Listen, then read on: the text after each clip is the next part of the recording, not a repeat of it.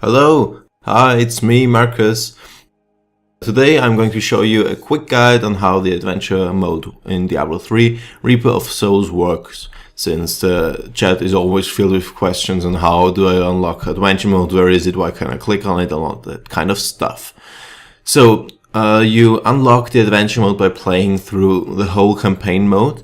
That means you have to complete every single quest from Act 1 to Act 5, and not only kill the Act bosses. That means that you cannot ask a friend of yours just and tell him, yeah, can you please let me in the butcher's place and kill Belial, Asmodan, Diablo, and Tyrael. No, you have to play through all of the quests.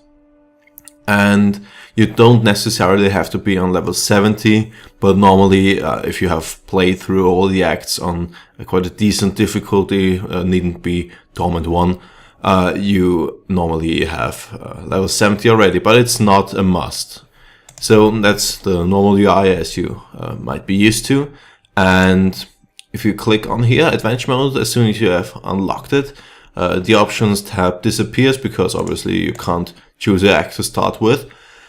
And there you can change your difficulty as always, and you start as you would start any other old game. Just ignore the chat over there, and I couldn't care less than to put it away. But yeah, so that's the Survivor's Enclave, as you might know from Act 5. The difference between the acts is that you can quickly switch between them.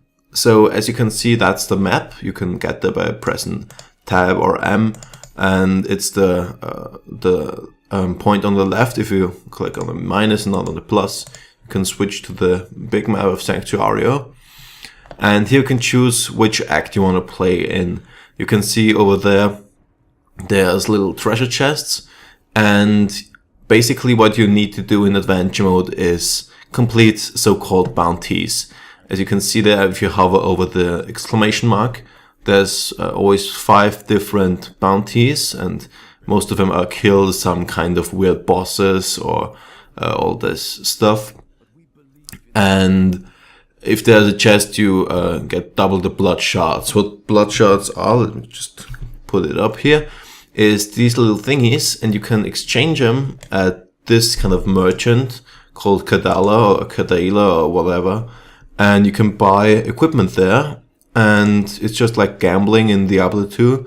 You can buy it, most of them pretty cheap. Amulets are the most expensive stuff, and the rarity of these equipment thingies are randomized. That means if you're lucky, you get a legendary, and if you get unlucky, it's just a white one. But normally it's blues. And just to show you how this works, you buy, let's say, a quiver, and yeah, as always, it's a yellow one. I bought like my inventory full of quivers, and none of them were legendary, but Blizzard said that they upped a bit the drop rate of legendary, so this is shit as well.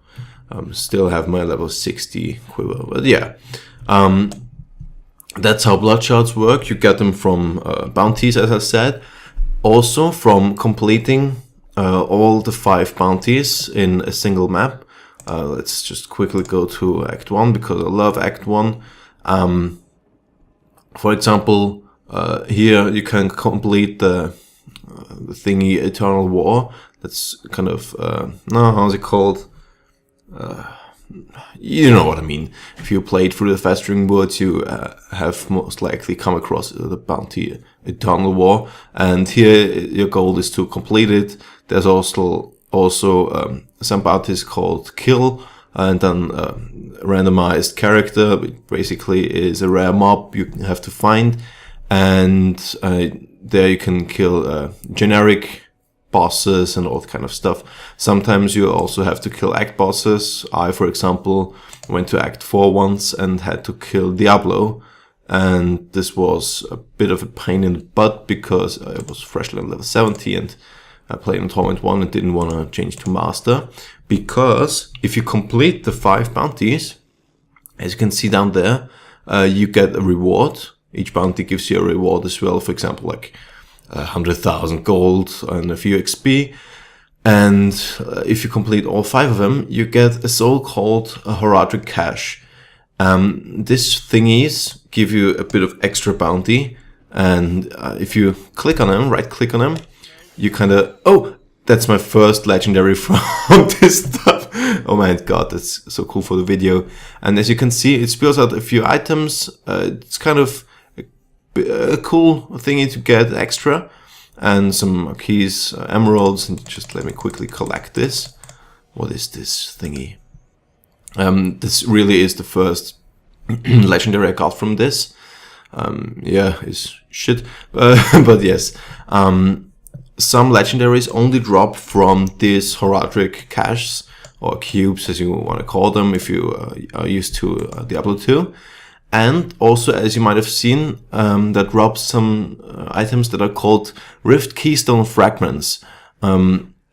Basically, this guy here is the owner of this obelisk. I don't want to click on it right now, but if you have collected 5 of these Keystone Rift Fragments, yeah, or the other way around, yeah, I don't care right now. You get them sometimes from completing bounties, just like this one, for example, where I have to kill Tyrael.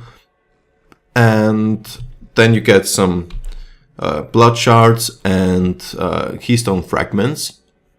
And with 5 of them, you can start Nephilim Rift, where you have to kill a certain amount of mobs.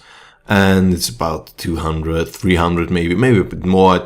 It's 100-ish mobs. And then suddenly a rare mob appears, and if you kill him, you go back to Tyrael, and no, you don't go back to Tyrael. This guy drops a fucking lot of blood shards, which you can exchange at this guy here and buy more stuff, and basically you get a chance of finding a legendary. So these drop sometimes from these bounties, and yes, that's how this works. Anything I forgot? I don't think so. Did I forget something? I'm sure I forgot something. No, I think that's it. If there's any questions, leave them in the comments below. And leave a like if you liked it, subscribe, and bye!